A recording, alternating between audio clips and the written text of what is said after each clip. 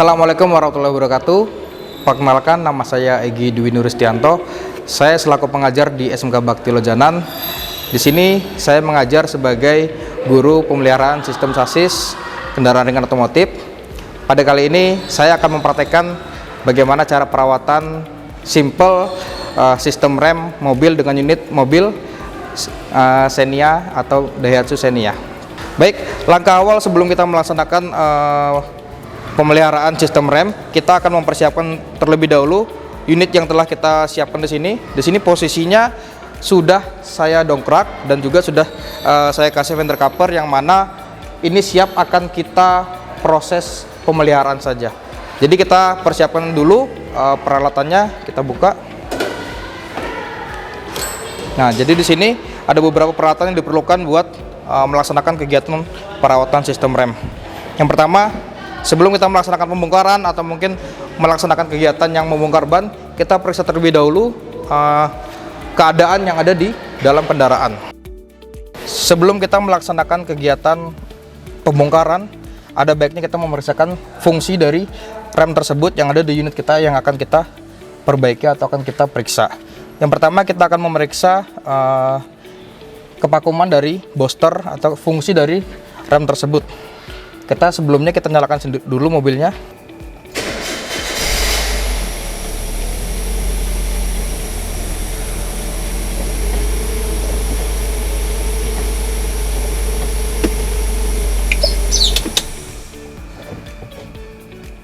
Setelah kita memeriksa kevakuman booster atau fungsi dari booster tersebut, kita selanjutnya memeriksa keadaan rem tangan atau handbrake, yang mana rem tangan ini standarnya yaitu mulai dari 7 sampai 8 klik. Ini masih berfungsi. Setelah itu kita memeriksa lampu rem yang ada di belakang. Baik, setelah ini kita akan mengecek apakah lampu rem yang di belakang nyala pada saat kita menekan pedalnya. Nanti kita kasih ganjal di sini supaya tertekan, lalu kita mengecek di bagian lampu belakang. Oke, kita kasih ganjal terlebih dahulu. Baik, kita lihat di sini lampu rem di bagian belakang posisinya nyala semua, antara rem posisi kiri dan rem posisi kanan, dan juga di bagian atas. Setelah itu kita akan memeriksa bagian luarnya.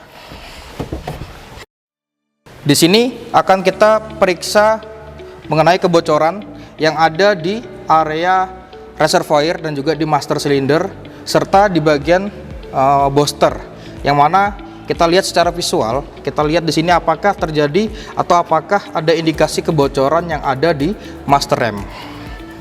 Kita periksa di bagian-bagian pipanya ini, kita periksa apakah ada indikasi kebocoran atau merembes dari minyak remnya. Jika tidak ada, lalu kita akan periksa bagian minyak remnya. Bagian minyak remnya, apakah minyak remnya ini masih layak digunakan atau tidak digunakan. Jika mungkin masih layak digunakan, keadaan minyak remnya masih bersih sesuai dengan warnanya. Jika mungkin minyak rem terdapat debu atau mungkin keruh, akan wajib kita ganti. Setelah itu kita meriksa level. Jika kita lihat di sini levelnya kurang dari batas maksimal, kita wajib untuk menambahkan dengan batas maksimal yang tertera di reservoir ini. Oke, baik. Setelah kita sudah mengecek di bagian dalam, mulai dari kevakuman booster, lalu handbrake, lampu rem, dan juga di bagian atas mulai dari kebocoran area atas, master cylinder, serta minyak rem yang ada di reservoir sudah selesai. Nah, waktunya saatnya kita melakukan pembongkaran di bagian rem depan maupun rem belakang. Yang akan kita periksa duluan adalah rem bagian depan. Sebelum kita melaksanakan pendongkrakan, ada baiknya roda kita kendorkan dulu, bot roda, sehingga memudahkan kita untuk melepas area roda. Baik, kita persiapkan alatnya terlebih dahulu. Setelah ini kita akan membongkar bagian roda depan, yang mana tujuannya kita akan melakukan pemeriksaan di bagian rem depan, yaitu sistem rem cakram. Sebelumnya kita buka dulu rodanya.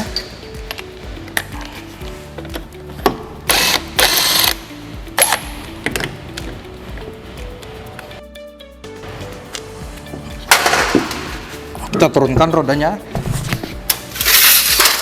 dan kita letakkan rodanya di bagian bawah supaya lebih aman dan safety. Sebelum kita melakukan pembongkaran di bagian kaliper maupun rem cakram, ada baiknya kita pemeriksaan terlebih dahulu apakah terjadi indikasi kebocoran dari si selang minyak remnya, atau mungkin di bagian pipa-pipanya apakah ada kebocoran dari minyak rem. Kita periksa secara visual.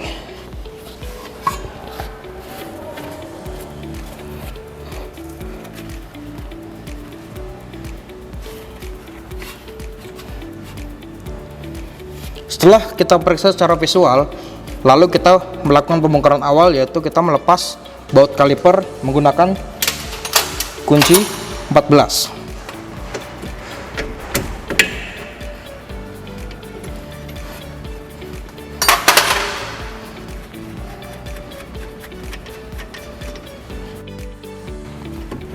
Karena tidak ada indikasi kebocoran di bagian selang pipa, maka selang yang menyambung di bagian kaliper ini tidak saya lepas dan posisi kaliper tetap berada di atas. Setelah kita melepas kaliper, kita akan mencabut kampasnya, lalu kita periksa. Setelah ini kita akan melakukan pemeriksaan dan pembersihan bagian kampas rem depan, yaitu brake pad. Kita lihat visualnya apakah ada cacat atau mungkin ada kerusakan di bagian kampas remnya bagian depan atau brake pad. Jika kita rasa tidak ada kerusakan, langkah selanjutnya yaitu pembersihan. Kita bersihkan bagian pinggirannya.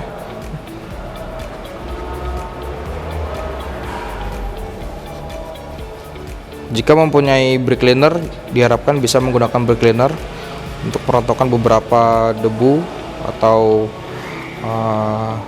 endapan-endapan yang ada di bagian brake padnya ini tadi. Baik, setelah kita lakukan pembersihan, saatnya kita akan mengukur kedalaman atau ketebalan dari brake padnya menggunakan vernier caliper, yang mana limit batas dari pemakaian atau penggunaan brake pad ini yaitu 1 mm. Dengan part barunya yaitu ukurannya 9 mm.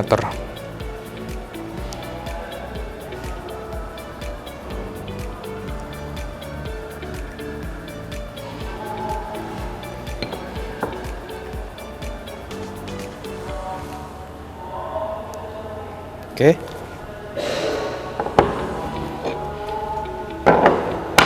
Pengukuran pertama untuk brake pad 1 yaitu sekitar 7 mili. Kita ukur bagian brake pad yang kedua.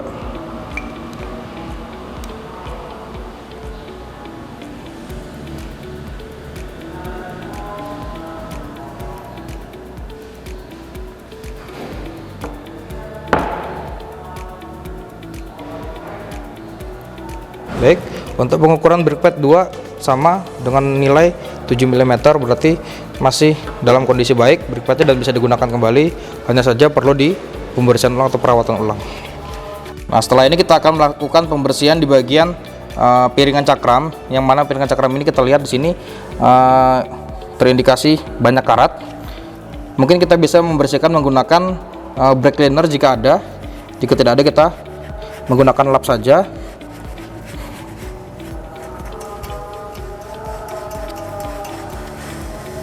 Diusahakan jika mungkin mempunyai brake cleaner, kita wajib menggunakan brake cleaner untuk membersihkan posisi kerak-kerak yang ada di bagian sini. Lalu setelah itu kita kasih pelumas yaitu grease di bagian rumahan, di area rumahan sepatu remnya ini tadi. Kita akan melakukan pelumasan di bagian area rumahan sepatu remnya.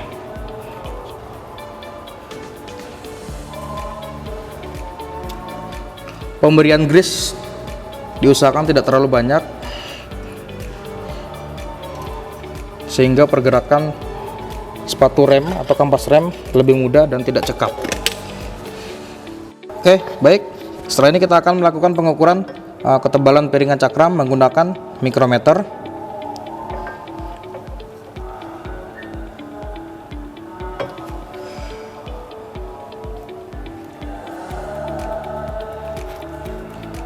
Oke, perlu diketahui ketebalan piringan cakram dengan spesifikasinya yaitu 18 mm dengan batas limit 17 mm. Setelah ini kita akan melakukan pengukuran keolengan piringan cakram, yang mana sebelum kita melakukan pengukuran menggunakan dial gauge, ada baiknya kita melakukan kalibrasi terlebih dahulu. Setelah kita melakukan kalibrasi, selanjutnya kita akan melakukan pengukuran dengan memutar full atau sebanyak 360 derajat untuk mengetahui seberapa banyak keolengan yang ada di piringan cakram tersebut dengan batas limit sebanyak 0,06 mm. Sebelum melakukan pemasangan kampas rem, kita terlebih dahulu memberikan pelumas yaitu grease di seputar sepatu rem. Fungsinya agar pergerakan antara tekanan piston di kaliper dengan kampas rem tidak cekat atau tidak lengket.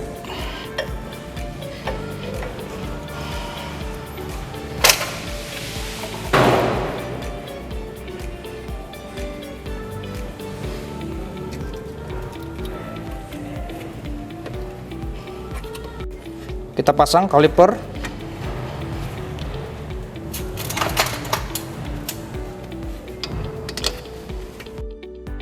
Setelah semuanya sudah selesai, lalu kita pasang roda.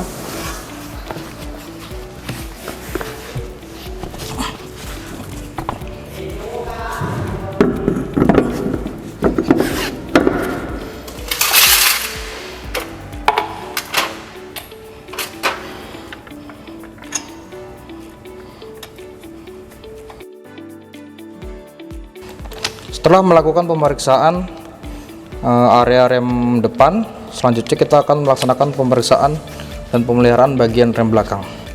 Pertama-tama kita lepas terlebih dahulu roda.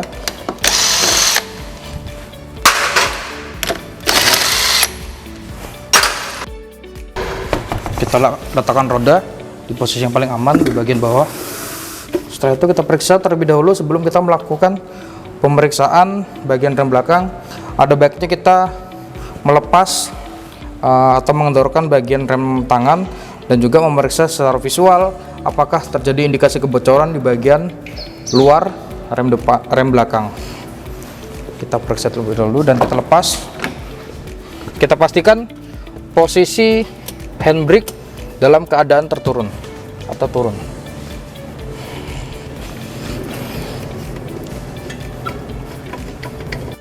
Kita lepas tromolnya, lalu kita periksa secara visual bagian rem belakang ini apakah ada indikasi kebocoran dari rem, mulai dari seal sampai dengan bagian belakang, yaitu bagian pipa, bagian nozzle-nya, bagian nipple, dan juga beberapa komponen yang ada di sini apakah ada indikasi kebocoran atau mungkin ada terjadi kerusakan di area komponen rem tromol.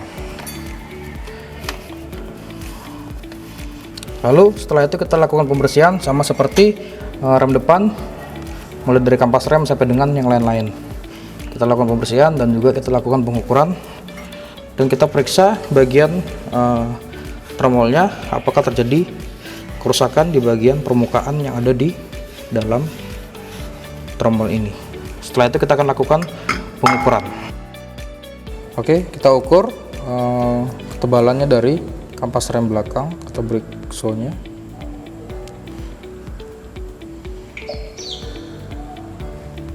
Ukurannya masih 3 mm untuk di bagian kampas bagi. Setelah itu kita akan memeriksa diameter dari tromol. Sebelum kita melakukan pengukuran diameter tromol, pastikan permukaan yang ada di bagian tromol bersih sehingga tidak menghalangi pada saat kita melakukan pengukuran. Ukuran dari diameter tromol yaitu 203 dengan limit batas yaitu 204, dan komponen tromol masih dalam keadaan bagus. Setelah itu kita akan melakukan pemasangan kembali karena di bagian rem belakang tidak ada terindikasi komponen yang rusak ataupun komponen yang mungkin perlu diganti. Hanya saja kita memerlukan perawatan, yaitu pembersihan. Sekarang kita akan melaksanakan pemasangan.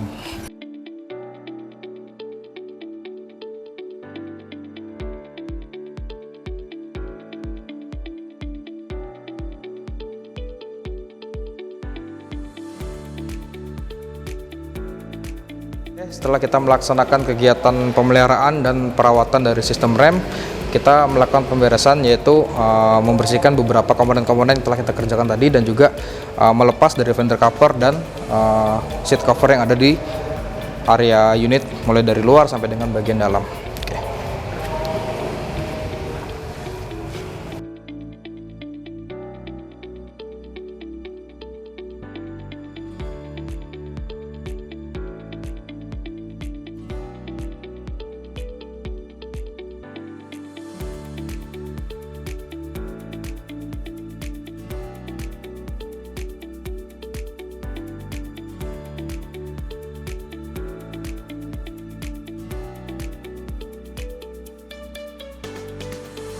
Baik, kegiatan pemeliharaan dan perawatan sistem rem Daihatsu All New Xenia telah selesai. Jika mungkin ada kekurangan mulai dari prosedur, SOP dan lain-lain, saya ucapkan mohon maaf dan terima kasih. Salam vokasi, SMK bisa, SMK Bakti luar biasa, vokasi kuat menguatkan Indonesia.